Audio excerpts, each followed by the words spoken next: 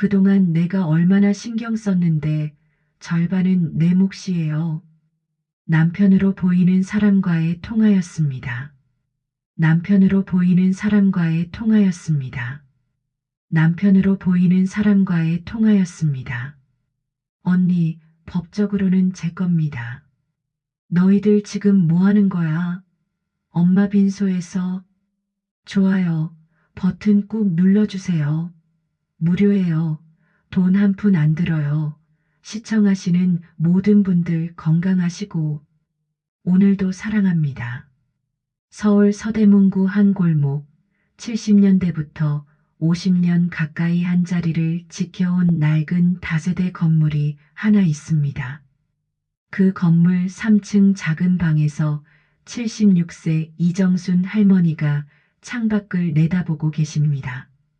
창문 너머로 보이는 건 똑같은 다세대 건물들이지만 정순 할머니 눈에는 그 모든 게 보물처럼 보였습니다. 왜냐하면 이 모든 게 자신이 평생을 바쳐 일궈낸 결과물이었거든요.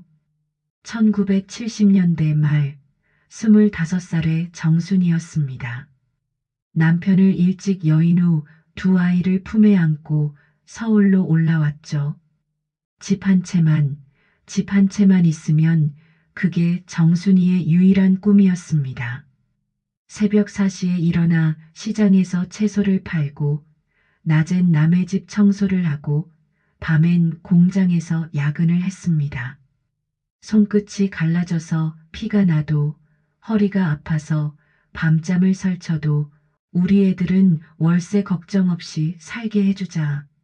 그 마음 하나로 버텼습니다.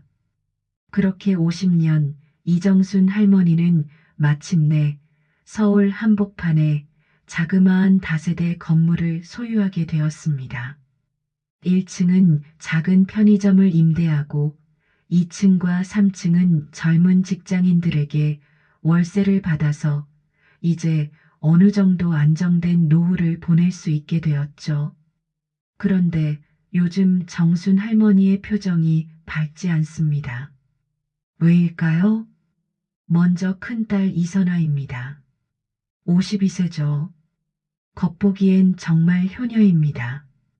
엄마, 이번 달 용돈이에요. 몸 아픈 데 없으시죠? 하지만 정순 할머니는 알고 있었습니다. 선아가 올 때마다 유독 방 곳곳을 살펴보고 엄마, 이 건물 관리는 제가 해드릴게요라고 말하는 걸 말이죠. 마치 이미 자신의 것인 양말입니다. 그리고 막내 아들 이준호, 46세입니다. 무명 작곡가라고 하지만 솔직히 백수나 다름없죠. 하지만 준호는 달랐습니다. 매일 저녁 어머니께 안부 전화를 드리고 주말이면 꼭 와서 어머니와 함께 저녁을 먹었습니다. 엄마, 오늘 뭐 드셨어요? 몸은 괜찮으시고? 다른 건 몰라도 마음만큼은 진짜였습니다. 어느 날 저녁 정순 할머니는 혼자 앉아 생각에 잠겼습니다. 내가 죽으면 이 집은 어떻게 될까? 법적으로는 자식들이 반반씩 나눠 가지겠지만 선아와 준호 이 둘이 과연 사이좋게 나눌까요? 특히 선아는 벌써부터 준호를 무시하는 눈치였습니다. 준호 오빠는 집에 보탬도 안 되면서 뭔 권리가 있어? 이런 식으로 말하곤 했거든요. 정순 할머니는 마음이 무거워졌습니다. 미리 유언장을 써둬야겠다. 그런데 바로 그 다음 날 정순 할머니의 오랜 친구 조병우 할아버지가 찾아왔습니다. 정순아, 너한테 할 말이 있는데 뭔데 그렇게 심각하게? 그 건물 아직도 내 명의로 돼 있다고 생각해? 그럼 누구 명의로 돼 있는데? 네 며느리 명의로 돼 있어. 정순 할머니는 순간 눈앞이 캄캄해졌습니다. 무슨 소리야? 내 친구가 부동산에서 일하는데 우연히 봤다더라. 내 건물이 박정희, 네 며느리 이름으로 되어 있다고. 정순 할머니의 손이 떨리기 시작했습니다. 그럴 리가 없어. 하지만 마음 한편으로는 3년 전 뇌경색으로 쓰러졌을 때의 일이 떠올랐습니다. 그때 며느리 정희가 어머니 병원 서류 때문에 몇 가지 사인을 받아야 해요라고 했던 게 설마 그때였을까요? 그날 밤 정순 할머니는 잠을 이루지 못했습니다. 내가 평생을 바쳐 모은 이 집이 정말 남의 것이 되었단 말인가? 다음 날 정순 할머니는 조용히 집을 나섰습니다. 손에는 등기부등본 신청서를 들고 말이죠. 버스를 타고 가면서도 계속 생각했습니다. 설마 그럴 리가 하지만 마음 한편으로는 이미 알고 있었습니다. 그날의 기억이 점점 선명해지고 있었거든요. 3년 전 어느 가을날 정순 할머니는 갑자기 쓰러졌습니다. 119예요. 할머니가 의식을 잃으셨어요. 준호가 급히 전화를 걸었고 선아와 며느리 정희도 병원으로 달려왔습니다. 뇌경색 초기 단계입니다. 다행히 큰 문제는 없지만 수술을 해야 합니다. 그때 며느리 정희가 나섰습니다. 어머니, 수술 동의서랑 보험 서류 때문에 몇 가지 사인을 받아야 해요. 그래, 고맙다. 정순 할머니는 의식이 흐릿한 상태에서 정희가 내민 서류에 사인을 했습니다. 그때 정희의 눈빛이 이상했던 건 착각이었을까요? 구청 민원실에 도착한 정순 할머니는 떨리는 손으로 등기부등본 신청서를 작성했습니다. 10분이 지났을까요? 이정수님, 등기부등본 나왔습니다. 정순 할머니는 서류를 받자마자 그 자리에서 주저앉았습니다. 정말로 건물 소유자가 박정희로 되어 있었습니다. 3년 전 10월 15일 소유권 이전 등기. 바로 정순 할머니가 수술받던 그날이었습니다. 어떻게 이런 일이 정순 할머니는 손이 덜덜 떨렸습니다. 50년 동안 피와 땀으로 일궈낸 건물이 한 장의 서류로 사라져버린 겁니다. 집으로 돌아가는 길 정순 할머니는 모든 게 달라 보였습니다. 자신이 그토록 아끼던 건물도 매일 지나던 골목도 모든 게 남의 것 같았습니다. 집에 도착하자마자 정순 할머니는 준호에게 전화를 걸었습니다. 준호야, 잠깐 와봐라. 엄마, 무슨 일이세요? 목소리가 이상해요. 그냥 와봐라. 급한 일이 있어. 30분 후 준호가 황급히 달려왔습니다. 엄마, 어디 아프세요? 정순 할머니는 말없이 등기부등본을 준호에게 내밀었습니다. 준호는 서류를 보더니 얼굴이 하얗게 변했습니다. 엄마, 이게 뭐예요? 왜 정희 이름으로 되어 있어요? 그게 내가 묻고 싶은 말이다. 준호는 당장 정희에게 전화를 걸었습니다. 정희야, 지금 어디야? 당장 와봐. 왜요? 무슨 일이에요? 말로 설명하기 어려워. 그냥 와봐. 1시간 후 정희가 도착했습니다. 뒤이어 선아도 함께 왔습니다. 정순 할머니는 두 사람을 보더니 조용히 말했습니다. 정희야, 이게 뭐냐? 등기부등본을 보던 정희는 당황하는 기색도 없이 말했습니다. 어머니 수술하실 때 병원에서 요청한 서류였어요. 보험 처리를 위해서 필요하다고 했거든요. 보험 처리가 왜 소유권 이전이냐? 준호가 소리쳤습니다.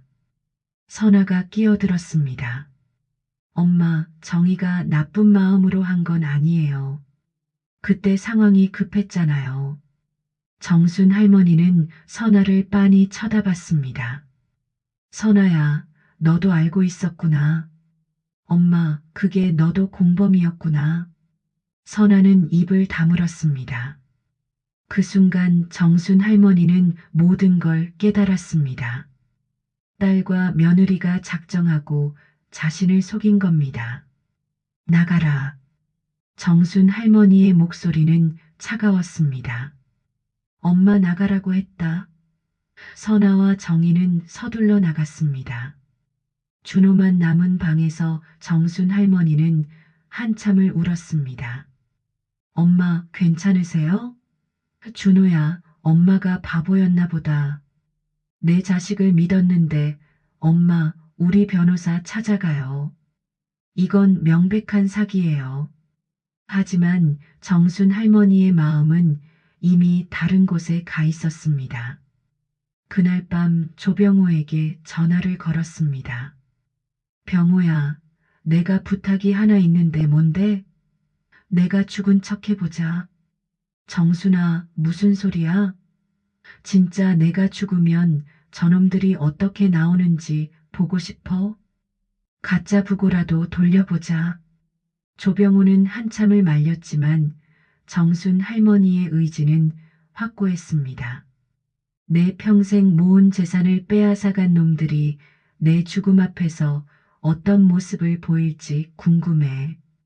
이틀 후 동네 사람들에게 정순 할머니의 부고가 돌았습니다.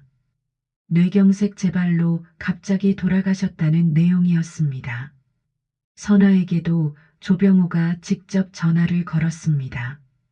선아야, 내 엄마가 어떻게 되셨어요? 어제 밤에 갑자기 쓰러지셔서 병원에 모셨는데 못 깨어나셨어. 전화를 받은 선아는 잠시 말이 없었습니다. 그리고는 장례식장은 어디예요? 라고 물었습니다. 울음소리는 들리지 않았습니다. 이틀 후 서울 시내 한 장례식장에 정순 할머니의 빈소가 차려졌습니다. 조병호 할아버지가 모든 준비를 마쳤고 정순 할머니는 장례식장 뒷방에 숨어서 가족들의 모습을 지켜보기로 했습니다. 정말 이래도 되는 건가 싶었지만 50년 인생을 송두리째 빼앗긴 분노가 더 컸습니다. 오후 2시 첫 번째로 도착한 사람은 준호였습니다. 눈이 벌겋게 부어 있었고 어머니의 영정사진 앞에서 한참을 서 있었습니다. 엄마, 정말 미안해요. 제가 지켜드리지 못해서 준호는 조용히 사진을 닦으며 울었습니다. 정순 할머니는 뒷방에서 그 모습을 보며 가슴이 아팠습니다. 진짜 아들의 눈물이었습니다. 30분 후 선아가 나타났습니다.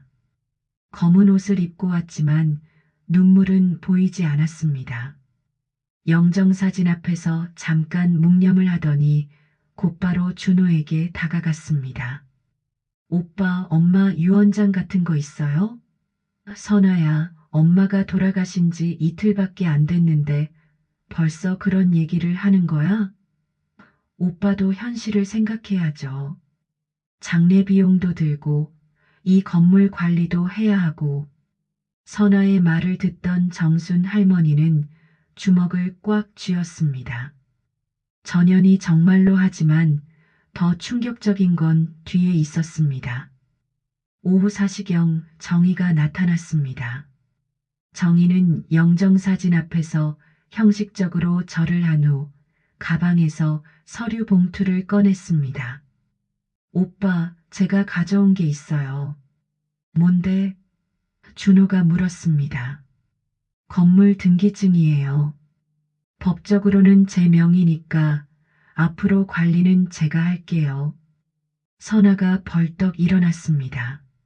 뭐라고? 정희야, 그게 무슨 소리야? 언니도 아시잖아요. 어머니 수술하실 때 제가 대신 처리한 거. 그래도 그건 형식적인 거였잖아. 법적으로는 아니에요. 정식 소유권 이전이거든요. 준호는 두 사람의 대화를 듣고 있다가 소리쳤습니다. 너희들 지금 뭐 하는 거야? 엄마 빈소에서 오빠 현실을 봐요. 이 건물 관리를 누가 해요? 선아가 맞받아쳤습니다. 그동안 내가 얼마나 신경 썼는데 절반은 내 몫이에요. 언니, 법적으로는 제 겁니다. 정희가 차갑게 말했습니다. 장례식장은 순식간에 유산 분쟁의 장이 되었습니다.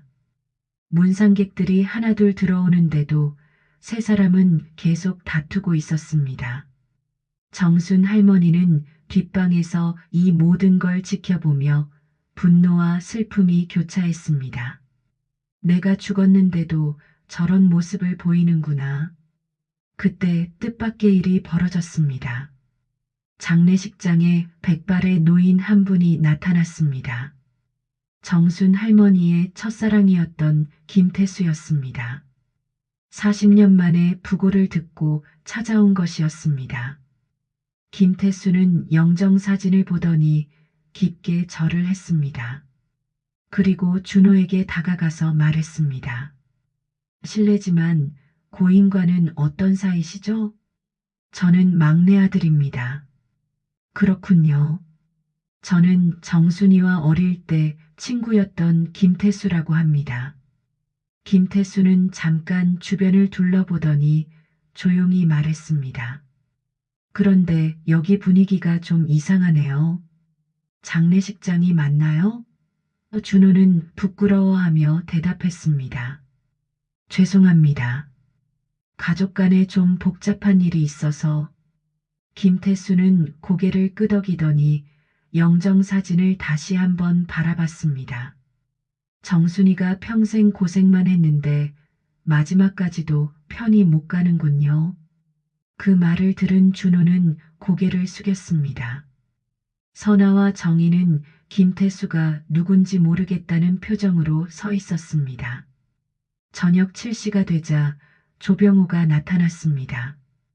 준호야, 내 엄마가 유언장을 남겼다고 하더라. 정말요? 응, 내가 맡아뒀어.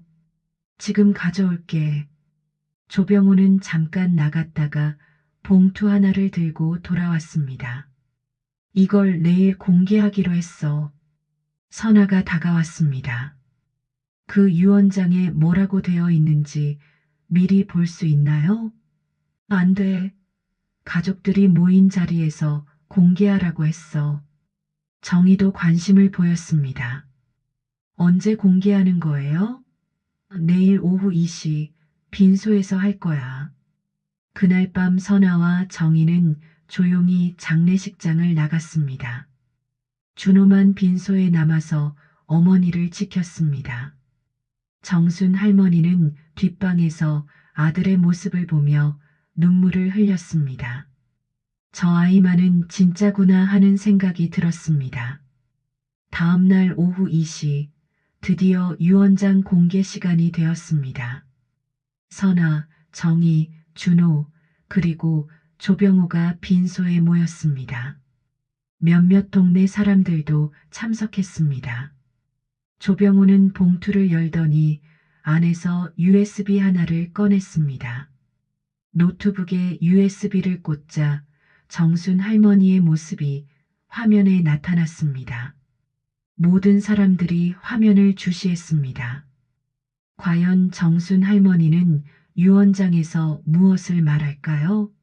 그리고 이 가족의 운명은 어떻게 될까요? 노트북 화면에 정순 할머니의 모습이 나타났습니다. 화면 속 정순 할머니는 평소와 다르게 환한 미소를 짓고 있었습니다. 빈소에 모인 모든 사람들이 숨을 죽이며 화면을 바라봤습니다. 선아와 정희는 긴장한 표정이었고 준호는 어머니의 마지막 말씀을 들으려고 몸을 앞으로 기울였습니다. 여러분, 안녕하세요. 화면 속 정순 할머니가 말을 시작했습니다. 이 영상을 보고 계시다는 건 제가 세상을 떠났다는 뜻이겠죠. 하지만 슬퍼하지 마세요. 저는 여러분의 진짜 모습을 보고 싶었거든요. 조병호는 속으로 미소를 지었습니다. 계획대로 되어가고 있었습니다. 먼저 제 사랑하는 막내 아들 준호에게 말하고 싶어요. 준호는 눈물을 글썽이며 화면을 바라봤습니다. 준호야, 내가 항상 엄마를 걱정해주고 챙겨줘서 고마웠어. 비록 경제적으로는 어려웠지만 마음만큼은 진짜 아들이었단다. 준호는 참고 있던 눈물을 터뜨렸습니다. 그리고 제 큰딸 선아에게도 할 말이 있어요. 선아는 긴장한 표정으로 화면을 응시했습니다. 선아야, 내가 그동안 용돈도 주고 챙겨줘서 고마웠어. 하지만 엄마는 알고 있었단다. 내가 이 건물을 얼마나 탐내고 있었는지 말이야. 선아의 얼굴이 하얗게 변했습니다. 그리고 제 며느리 정희에게도 특별한 말이 있어요. 정희는 차분한 표정을 유지하려고 애썼지만 손이 미세하게 떨리고 있었습니다. 정희야, 3년 전 그날 일을 기억하고 있지? 내가 수술실에 들어가기 전에 서류에 사인을 했던 그날 말이야. 화면 속 정순 할머니는 잠시 멈췄다가 다시 말을 이어갔습니다. 사실 나 그때도 정신이 멀쩡했어. 병원 서류가 아니라는 것도 알고 있었어. 빈소안이 조용해졌습니다. 정희의 얼굴에서 혈색이 사라졌습니다. 애들아 난 내 죽음을 슬퍼할 줄 알았는데 들어보니까 유산 얘기밖에 안 하네. 화면 속 정순 할머니는 씁쓸하게 웃었습니다. 특히 정희는 벌써 등기증까지 준비해 왔다면서 참 빠르기도 하다. 정희는 당황해서 뒤를 돌아봤습니다. 도대체 누가 알려준 걸까요? 그때 갑자기 화면 속 정순 할머니가 활짝 웃었습니다. 그런데 여러분, 제가 아직 죽지 않았다면 어떨까요? 빈소에 있던 모든 사람들이 충격을 받았습니다. 무슨 소리야? 선아가 소리쳤습니다. 이거 무슨 장난이야? 장난이 아니에요. 저는 지금도 살아있어요. 이 영상을 보는 순간 여러분의 진짜 얼굴을 다 봤거든요. 화면 속 정순 할머니는 계속 웃고 있었습니다. 준호는 혼란스러워했습니다. 이게 무슨 일이에요? 엄마가 정말 살아계신다는 거예요? 조병우가 고개를 끄덕였습니다. 맞아, 정순이는 살아있어. 우리가 가짜 부고를 낸 거야. 선아는 화가 나서 소리쳤습니다. 이게 뭐 하는 짓이에요? 사람을 이렇게 속여도 되는 거예요? 속인 건 너희들이잖아. 갑자기 뒷문에서 목소리가 들렸습니다. 모든 사람들이 돌아보니 정순 할머니가 서 있었습니다. 살아있는 정순 할머니의 모습을 본 가족들은 모두 입을 벌리고 있었습니다. 엄마, 준호가 달려가서 정순 할머니를 껴안았습니다. 정말 살아계셨어요. 너무 무서웠어요. 준호는 어린아이처럼 울었습니다. 하지만 선아와 정희는 다른 반응을 보였습니다. 엄마, 이게 무슨 짓이에요? 사람을 죽은 줄 알게 해놓고 선아가 화를 냈습니다. 정희는 아무 말도 하지 않고 정순 할머니를 빤히 쳐다보고 있었습니다. 정순 할머니는 차분하게 말했습니다. 내가 정말 죽었다면 너희들 반응이 어땠을지 보고 싶었어. 그런데 예상대로였구나. 선아가 변명했습니다. 엄마, 우리가 유산 얘기를 한 건 어쩔 수 없는 일이었어요. 장례 비용도 들고 장례 비용? 그게 먼저야? 정희가 조용히 말했습니다. 어머니가 살아계셔도 법적으로는 변하는 게 없어요. 건물은 여전히 제 명의거든요. 빈소안이 정적에 휩싸였습니다. 정순 할머니는 정희를 물끄러미 바라봤습니다. 정희야, 내가 그렇게 나올 줄 알았어. 화면 속에서 다시 정순 할머니의 목소리가 들렸습니다. 여러분, 제가 아직 할 말이 더 있어요. 이 건물의 진짜 주인에 대한 얘기 말이에요. 모든 사람들이 다시 화면을 바라봤습니다. 법적으로는 정의 명의가 맞아요. 하지만 진짜 주인은 따로 있어요. 무슨 뜻이에요? 정의가 물었습니다. 화면 속 정순 할머니는 미소를 지으며 말했습니다. 이 건물의 모든 권리는 가장 나를 사랑하고 지켜준 사람에게 줄 거예요. 그 사람이 바로 진짜 상속자입니다. 준호는 고개를 들어 어머니를 바라봤습니다. 선아와 정희는 서로 눈치를 보고 있었습니다.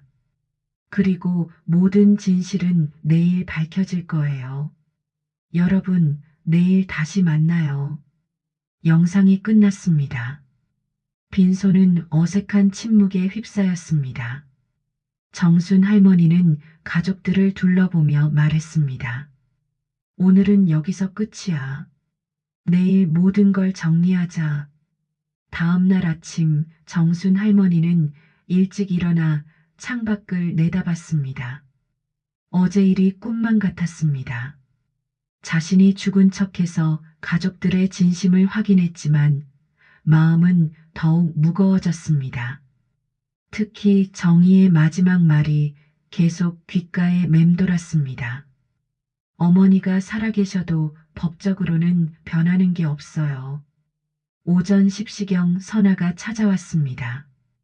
어제와는 다른 모습이었습니다. 평소보다 더 정중하게 굴며 정순 할머니에게 다가왔습니다. 엄마, 어제는 제가 너무 당황해서 그랬어요.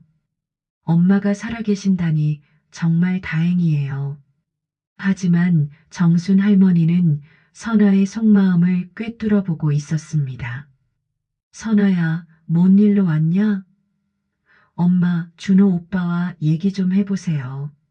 무슨 얘기? 이 건물 문제요. 오빠 혼자서는 관리가 어려울 거예요. 우리가 나눠서 해야죠. 선아는 조심스럽게 말을 꺼냈습니다. 정순 할머니는 딸의 의도를 정확히 알고 있었습니다. 점심시간에 준호가 도착했습니다. 어제 충격에서 아직 완전히 벗어나지 못한 모습이었습니다. 엄마, 정말 무서웠어요. 엄마를 잃는 줄 알았잖아요. 준호는 진심으로 어머니를 걱정하고 있었습니다. 준호야, 미안하다. 하지만 어쩔 수 없었어. 선아가 준호에게 다가갔습니다. 오빠, 우리 얘기 좀 해요. 무슨 얘기? 이 건물 말이에요. 정의가 법적 소유자라고 하지만 우리가 가만히 있을 수는 없잖아요. 선아는 목소리를 낮춰서 말했습니다. 우리가 힘을 합쳐서 대응해야 해요. 선아야, 너 지금 뭐 하는 거야? 준호가 의아해했습니다. 오빠, 현실을 봐요. 엄마가 평생 모은 재산이 며느리 손에 넘어가도 괜찮아요? 그렇다고 해서 형제끼리 나눠 가져야죠. 반반씩 말이에요. 선아의 본심이 드러나기 시작했습니다. 준호는 고개를 저었습니다. 선아야, 지금 그런 얘기할 때가 아니야. 엄마가 얼마나 상처받으셨는데. 오빠도 생각 좀 해봐요. 엄마 돌아가시면 어차피 우리가 상속받을 거잖아요. 미리 정리하는 게 좋지 않을까요? 미리 정리라니 그게 무슨 말이야? 정순 할머니는 부엌에서 이 대화를 모두 듣고 있었습니다. 선아가 여전히 재산에만 관심이 있다는 걸 확인했습니다. 심지어 준호를 회유해서 자신의 편으로 만들려고 하고 있었습니다. 전현이 끝까지 저러는구나. 오후 2시 정희가 나타났습니다. 어제와는 달리 당당한 모습이었습니다. 손에는 서류 가방을 들고 있었고 변호사 한 명을 동반하고 왔습니다. 어머니, 안녕하세요. 정희는 형식적으로 인사했습니다. 정희야, 변호사까지 데려왔네? 정순 할머니가 씁쓸하게 말했습니다. 어머니, 법적 절차를 밟아야 할 것 같아서요. 정희는 차분하게 말했습니다. 이 건물은 정식으로 제 명의로 이전된 거라서 앞으로는 제가 관리하겠습니다. 선아가 발끈했습니다. 정희야, 그게 무슨 소리야? 엄마가 살아계시는데. 언니, 법적으로는 문제 없어요. 어머니께서 정식으로 서명하신 거니까요. 변호사가 나섰습니다. 이정수님, 3년 전 소유권 이전 당시 서명하신 게 맞으시죠? 정순 할머니는 잠시 말이 없었습니다. 맞긴 하지만 그럼 법적으로는 유효합니다. 준호가 화를 냈습니다. 정희야, 이게 뭐 하는 짓이야? 엄마를 속여서 서명받은 건데. 오빠 속인 게 아니에요. 어머니가 직접 서명하신 거예요. 정희는 태연하게 답했습니다. 게다가 지금 당장 이 건물을 매각할 예정이에요. 매각? 모든 사람이 놀랐습니다. 네, 이미 부동산 업체와 상담을 마쳤어요. 시세가 좋아서 빨리 처분하는 게 좋겠더라고요. 정희는 마치 자신의 건물인 양당당하게 말했습니다. 정순 할머니는 정희의 변한 모습에 충격을 받았습니다. 준호는 절망했습니다. 법적으로 대응하려고 해도 이미 늦었습니다. 변호사가 확인 사살을 했습니다. 사기 입증이 어려운 상황입니다. 당시 의식이 있는 상태에서 서명하셨으니까요. 정순 할머니는 자신이 얼마나 순진했는지 깨달았습니다. 그날 저녁 모든 사람이 돌아간 후 정순 할머니는 준호를 불렀습니다. 준호야, 엄마가 할 말이 있어. 네, 엄마. 너만은 끝까지 엄마 편이었구나. 준호는 어머니의 손을 잡았습니다. 당연하죠, 엄마. 정순 할머니는 비밀 서랍을 열더니 봉투 하나를 꺼냈습니다. 이게 뭐예요? 진짜 유언장이야. 그리고 이것도. 정순 할머니는 작은 녹음기를 꺼냈습니다. 3년 전 그날 정희가 나에게 서명을 받을 때 몰래 녹음한 거야. 준호는 놀라며 물었습니다. 정말요? 그때 녹음을 하셨다고요? 응, 뭔가 이상해서 핸드폰 녹음 기능을 켜뒀어. 정희가 나를 속이는 모든 과정이 다 들어있어. 정순 할머니의 목소리에는 분노가 섞여 있었습니다. 그 녹음 파일에는 정희가 나에게 거짓말하는 장면과 나중에 누군가와 통화하면서 자신의 계획을 자랑하는 내용까지 들어있어. 준호는 어머니의 치밀함에 감탄했습니다. 엄마, 그럼 이걸로 법적 대응이 가능한 거예요? 그렇지. 이제 진짜 반격을 시작할 때야. 정순 할머니의 눈에는 결의가 서려 있었습니다. 준호야, 내일부터 우리가 주도권을 잡는 거야. 과연 정순 할머니의 녹음 파일에는 어떤 내용이 담겨 있을까요? 그리고 이것이 이 가족의 운명을 어떻게 바꿀까요? 다음 날 아침 정순 할머니와 준호는 변호사 사무실을 찾았습니다. 어제 정희가 데려온 변호사가 아닌 준호가 따로 찾은 변호사였습니다. 안녕하세요, 김 변호사님. 어제 전화로 말씀드린 이정순입니다. 네, 앉으세요. 사기와 명예도용 사건이라고 하셨죠? 정순 할머니는 녹음기를 테이블 위에 놓았습니다. 이 안에 모든 증거가 들어 있습니다. 김 변호사는 호기심을 보였습니다. 3년 전 녹음이라고 하셨는데 정말 증거 능력이 있을까요? 직접 들어보시면 알 거예요. 정순 할머니가 재생 버튼을 눌렀습니다.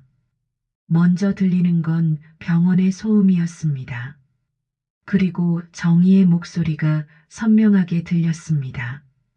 어머니, 이 서류에 사인만 하시면 돼요.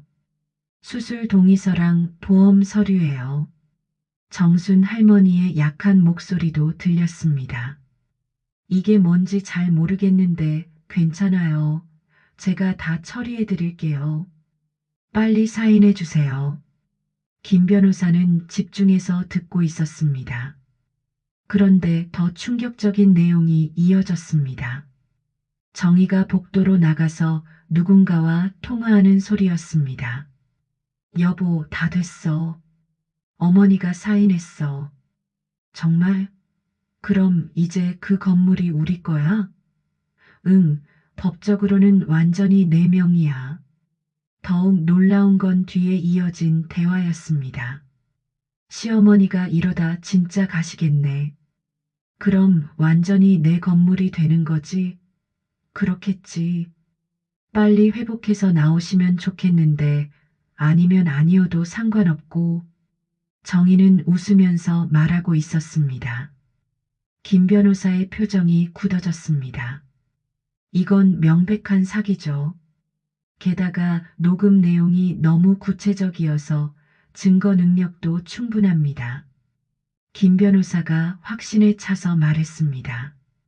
어머님, 이걸로 충분히 명의를 되찾을 수 있어요.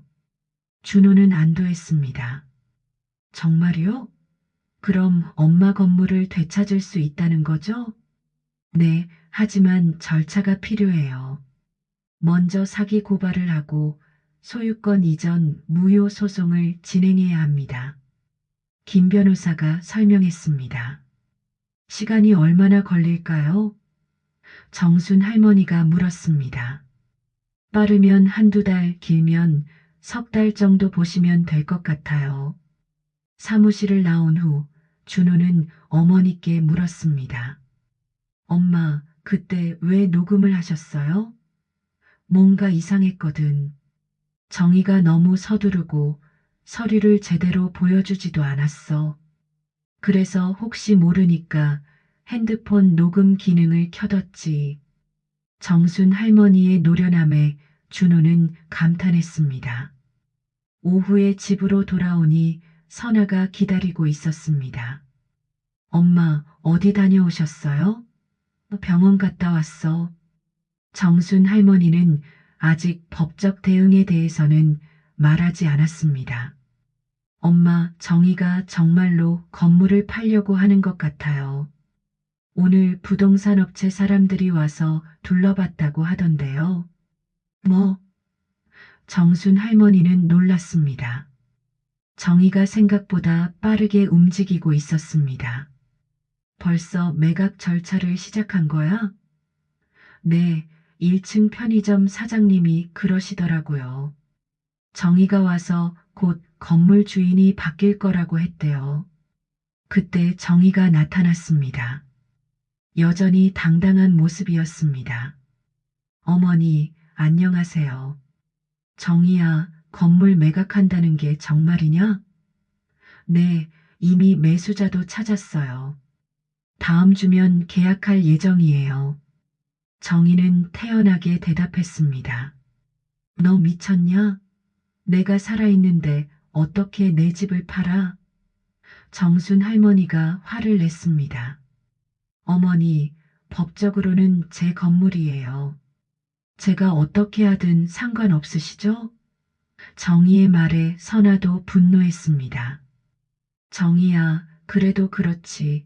어머니 앞에서 그런 말을 어떻게 해? 준호가 끼어들었습니다. 정희야, 법적 대응을 할 수도 있어. 오빠, 무슨 법적 대응이요? 어머니가 직접 서명하셨는데 뭘 어떻게 해요?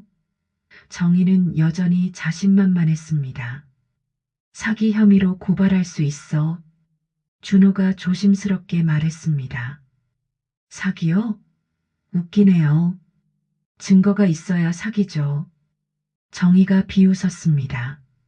바로 그때 정순 할머니가 녹음기를 꺼냈습니다. 증거 말이지? 여기 있어. 정희의 얼굴이 순간 굳었습니다. 그게 뭐예요? 내가 나를 속이는 모든 과정이 녹음되어 있어. 정순 할머니가 재생 버튼을 눌렀습니다. 정희 자신의 목소리가 선명하게 들렸습니다. 어머니, 이 서류에 사인만 하시면 돼요. 수술 동의서랑 보험 서류예요. 그리고 복도에서 한 통화 내용까지 모두 들렸습니다. 시어머니가 이러다 진짜 가시겠네. 그럼 완전히 내 건물이 되는 거지? 정희는 얼굴이 창백해졌습니다. 이건 몰래 녹음한 거잖아요. 증거 능력이 없어요. 변호사가 충분히 증거 능력이 있다고 했어. 준호가 말했습니다. 벌써 사기 고발 준비도 마쳤고 소유권 이전 무효 소송도 진행할 거야. 선아는 정희를 믿을 수 없다는 표정으로 바라봤습니다. 정희야, 내가 정말로 이런 식으로 어머니를 속였다는 거야? 정희는 변명했습니다. 언니, 그때 상황이 급했어요. 어머니 수술비도 필요했고 수술비는 핑계고 처음부터 건물을 노린 거였잖아. 정희는 더 이상 변명할 수 없었습니다. 녹음 파일에는 자신의 진짜 의도가 너무 선명하게 드러나 있었습니다. 어머니, 죄송해요. 하지만 이미 매각 계약을 진행하고 있어서 계약 취소해. 정순 할머니가 단호하게 말했습니다. 그럴 수 없어요. 계약금도 받았는걸요. 정희는 끝까지 버텼습니다. 그럼 법정에서 보자. 정순 할머니도 물러서지 않았습니다. 내일 당장 사기 고발을 접수할 거야. 그 소식은 곧 정희의 직장에도 알려졌습니다. 정희가 근무하는 회사에서는 임직원의 사기 혐의에 대해 엄격한 규정이 있었습니다. 며칠 후 정희는 회사로부터 직무정지 통보를 받았습니다. 사기 혐의가 해결될 때까지 출근할 수 없다는 내용이었습니다. 2주 후 법원에서 1차 조정 기일이 잡혔습니다. 정순 할머니, 준호, 선아, 그리고 정희가 모두 법정에 출석했습니다.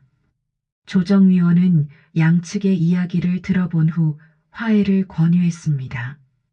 피신청인 박정희 씨, 녹음 증거를 보면 사기 의도가 명백해 보입니다.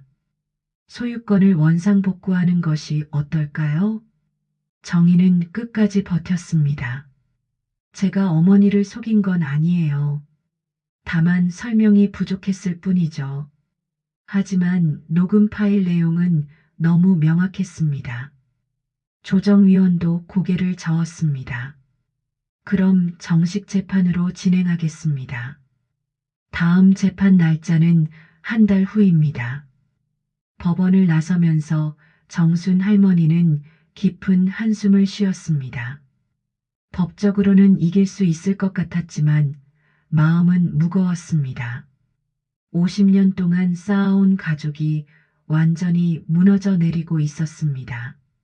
며느리는 사기를 치고 딸은 유산만 노리고 이게 정말 가족이라고 할 수 있을까요? 그날 저녁 정순 할머니는 가족들을 모두 불러냈습니다. 마지막으로 할 말이 있어서 불렀어. 선아, 준호, 그리고 정희까지 모두 모였습니다. 분위기는 무겁고 어색했습니다. 엄마, 무슨 말씀이세요? 준호가 조심스럽게 물었습니다. 이 모든 일을 겪으면서 깨달은 게 있어.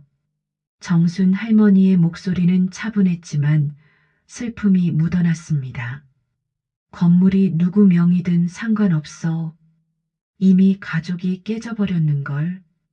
선아가 변명했습니다. 엄마, 저희가 잘못했어요. 하지만 다시 시작할 수 있잖아요. 다시 시작? 정순 할머니는 씁쓸하게 웃었습니다.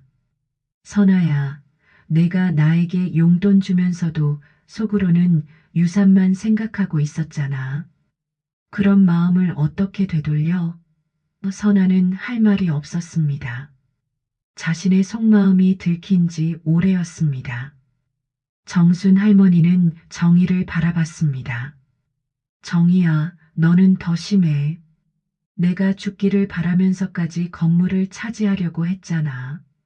정희는 고개를 숙였습니다. 어머니, 정말 죄송해요. 제가 너무 욕심을 부렸어요. 하지만 정순 할머니의 마음에는 이미 깊은 상처가 났습니다. 명의야 바뀔 수 있어. 법원에서 이기면 다시 내 이름으로 될 거야. 하지만 마음은 돌아오지 않아.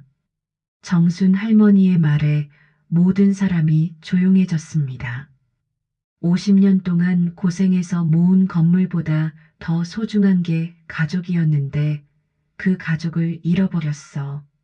준호가 어머니의 손을 잡았습니다. 엄마, 저는 여전히 어머니 편이에요. 앞으로도 계속 그럴 거고요. 정순 할머니는 준호를 바라보며 눈물을 흘렸습니다. 준호야, 내가 있어서 다행이야. 그래도 너 하나는 진짜 아들이구나. 정희가 갑자기 무릎을 꿇었습니다. 어머니, 제발 용서해 주세요. 건물 다시 어머니 명의로 돌려드릴게요. 제가 모든 절차를 밟겠어요. 눈물을 흘리며 빌었습니다. 정말 잘못했어요. 하지만 정순 할머니는 고개를 저었습니다. 정희야, 내가 진심으로 뉘우치는 건 고맙지만 이미 늦었어. 법은 법대로 진행될 거야. 정희는 더욱 간절하게 빌었습니다. 어머니, 제발 한 번만 기회를 주세요. 제가 진짜 후회하고 있어요. 선아도 어머니에게 매달렸습니다. 엄마, 저도 잘못했어요. 앞으로는 정말 효도하면서 살겠어요. 하지만 정순 할머니의 마음은 이미 굳어 있었습니다. 선아야, 효도는 마음에서 우러나와야 하는 거야. 억지로 하는 효도가 무슨 의미가 있겠니? 한 달 후 재판이 열렸습니다. 예상대로 정순 할머니가 승소했습니다. 녹음 증거가 결정적이었습니다. 판사는 피고 박정희의 행위는 명백한 사기에 해당하며 소유권 이전을 무효로 한다고 판결했습니다. 정희는 추가로 사기 혐의로 기소되어 집행유예를 선고받았습니다. 건물은 다시 정순 할머니 명의로 돌아왔습니다. 하지만 기쁨보다는 허탈함이 더 컸습니다. 법적으로는 이겼지만 가족은 완전히 흩어져 버렸습니다. 정희는 남편과 이혼 절차를 밟았고 조용히 서울을 떠났습니다. 더 이상 가족들 앞에 얼굴을 들 수 없었던 겁니다. 선아는 상속 포기 각서를 썼습니다. 엄마, 저는 이 건물에 대한 권리를 포기할게요. 제가 너무 욕심을 부렸어요. 하지만 정순 할머니는 딸의 진심을 의심했습니다. 정말 뉘우치는 것인지 아니면 또 다른 계산인지 알 수 없었습니다. 재판이 끝난 후 정순 할머니는 혼자 건물 앞에 앉아 있었습니다. 50년 전 이곳에 처음 왔을 때의 기억이 떠올랐습니다. 그때는 희망으로 가득했었는데 이제는 쓸쓸함만 남았습니다. 재산을 지키려다 가족을 잃었구나. 준호가 다가와서 어머니 옆에 앉았습니다. 엄마, 괜찮으세요? 준호야, 엄마가 잘못했나? 무슨 말씀이세요? 가족보다 재산을 더 중요하게 생각한 게 아닐까? 정순 할머니는 자책하고 있었습니다. 엄마, 잘못한 건 정희와 선아 누나예요. 어머니는 평생 가족을 위해 희생하셨잖아요. 준호가 위로했습니다. 하지만 결국 재산 때문에 가족이 뿔뿔이 흩어졌잖아. 엄마, 진짜 가족은 저 하나면 충분해요. 그날 밤 정순 할머니는 오랜만에 편안한 잠을 잤습니다. 비록 가족은 줄어들었지만 적어도 진심 어린 아들 하나는 남았으니까요. 재산을 나눴더니 가족이 사라졌지만 이제라도 진짜 가족이 누군지 알게 되었습니다. 6개월이 지났습니다. 정순 할머니는 건물을 되찾았지만 예전 같지 않았습니다. 무릎이 아파서 계단 오르내리기가 힘들어졌고 혼자 지내는 시간이 많아지면서 자꾸 우울해졌습니다. 준호는 매일 어머니를 찾아뵈었지만 일도 해야 하고 자신의 생활도 있어서 항상 함께 있을 수는 없었습니다. 어느 날 준호가 어머니에게 제안했습니다. 엄마, 이 건물을 좀 다르게 활용해 보면 어떨까요? 뭔 소리냐? 1층은 그대로 편의점 임대하고 2층은 작은 문화 공간으로 만들어 보는 거예요. 음악교실도 열고 동네 어르신들이 모일 수 있는 공간도 만들고요. 정순 할머니는 처음엔 의아해했습니다. 그런 거에서 돈이 되겠니? 엄마, 돈보다 중요한 게 있잖아요. 이 건물이 단순히 월세 받는 용도가 아니라 사람들에게 도움이 되는 공간이면 어떨까요? 준호의 말에 정순 할머니는 생각에 잠겼습니다. 무료로 하겠다는 거냐? 완전 무료는 아니어도 저렴하게요. 동네 아이들에게 음악을 가르쳐주고 어르신들끼리 모여서 담소도 나누시고 그런 공간 말이에요. 준호는 열정적으로 설명했습니다. 어머니가 평생 고생해서 만든 이 공간이 더 의미 있게 쓰이면 좋겠어요. 정순 할머니는 며칠을 고민했습니다. 그러다가 문득 생각이 났습니다. 자신이 어릴 때 동네에 있던 작은 공부방이요. 그곳에서 아이들이 모여서 숙제도 하고 어른들이 와서 이야기도 나누던 따뜻한 공간이었습니다. 그래, 해보자. 준호야, 내 뜻대로 해봐라. 리모델링이 시작되었습니다. 준호는 자신의 음악 장비들을 가져와서 2층 한편에 작은 녹음실을 만들었습니다. 나머지 공간은 아이들이 공부할 수 있는 테이블과 어르신들이 편하게 앉을 수 있는 소파를 배치했습니다. 벽면에는 정순 할머니의 옛날 사진들과 동네 역사 사진들을 걸었습니다. 첫 번째 손님은 뜻밖에도 1층 편의점 사장님이었습니다. 할머니, 여기 정말 좋네요. 우리 아들 피아노 좀 가르쳐 주실 수 있나요? 준호는 기꺼이 수락했습니다. 그 아이가 첫 번째 학생이 되었습니다.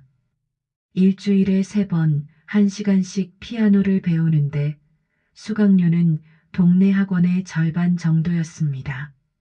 소문이 나면서 하나둘씩 아이들이 찾아왔습니다. 피아노뿐만 아니라 기타, 바이올린도 가르쳤습니다. 준호는 자신이 그동안 배운 모든 음악 지식을 아이들에게 나누어 주었습니다. 음악은 기술이 아니라 마음이야. 마음을 담아서 연주하는 거란다. 한 달 후에는 동네 어르신들도 찾아오기 시작했습니다. 처음엔 그냥 구경 차오셨다가 아이들의 연주를 듣고 감동받으신 겁니다. 우리도 뭔가 배울 수 있을까? 정순 할머니가 나섰습니다. 어르신들끼리 모여서 옛날 이야기도 나누시고 함께 노래도 부르시면 어떨까요? 매주 금요일 오후는 추억의 시간이 되었습니다. 동네 어르신들이 모여서 옛날 노래를 부르고 젊은 시절 이야기를 나누는 시간이었습니다. 정순 할머니도 그 시간을 가장 좋아했습니다. 자신과 비슷한 나이의 분들과 함께 웃고 떠드는 시간이 정말 즐거웠습니다. 어느 날 뜻밖의 방문객이 찾아왔습니다. 선아였습니다. 몇 달 만에 보는 딸의 모습이 많이 수척해져 있었습니다. 엄마, 안녕하세요. 선아야, 어쩐 일이냐? 그냥 엄마 얼굴 보고 싶어서요. 여기 소문 들었어요. 음악교실 연다고. 선아는 2층을 둘러보더니 말했습니다. 엄마, 정말 좋은 일 하시네요. 아이들이 이렇게 행복해하는 모습 보니까 저도 마음이 따뜻해져요. 정순 할머니는 딸의 말이 진심인지 의심스러웠습니다. 또 무슨 속셈이 있는 거 아니냐?